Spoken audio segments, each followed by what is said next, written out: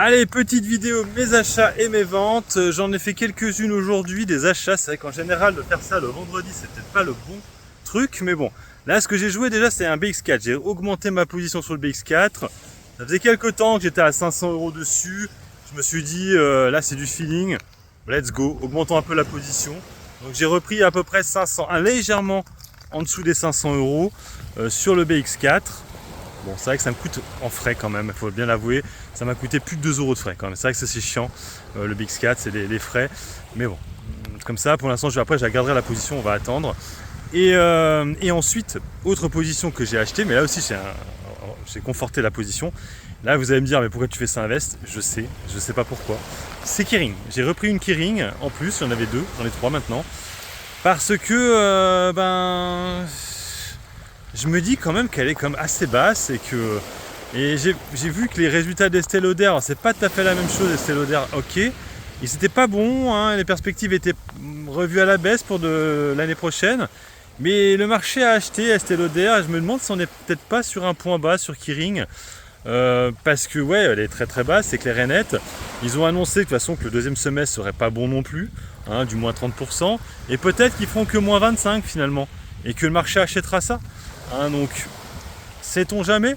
On se rappelle que Kering on était monté quasiment jusqu'à 800 €. Il suffirait qu'ils fassent une acquisition ou qu'il y ait une annonce, et bim, ça part.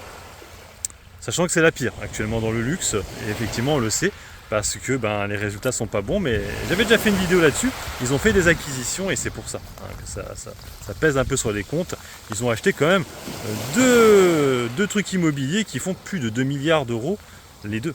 Hein, donc c'est quand même une des grosses acquisitions, hein, qui viennent se mettre dans les capitaux, hein, de la société. Bon bref, donc voilà, les actifs même plutôt. Voilà. Et sinon j'ai allégé Stellantis, hein. J'avais dit que j'allais vendre entièrement.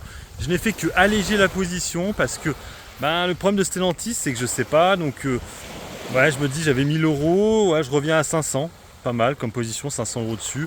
Comme ça, si les marges sont pas bonnes et qu'on passe sous les 10%, je reprendrai à ce moment-là, hein, et j'aurai de nouveau 1000 € et j'aurai pu faire monter mon PRU.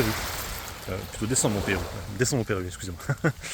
Voilà, donc maintenant on va attendre. Alors là, Jackson Hole, là, c'est ce week-end. J'ai pas vu de discours, là, j'ai même pas fait de live parce que j'ai pas vu vraiment les marchés évoluer. C'est monté un peu quand même, hein, le CAC.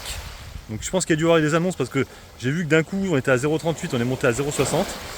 Mais sinon, j'ai rien vu de spécial. Donc je vais me motiver à faire un live tout à l'heure ce soir pour qu'on fasse un peu le point là-dessus. Et on fera un peu le point du coup sur les actions du marché. Allez, sur ce, moi je vous laisse, bon investissement et puis bon trade. Ciao ciao.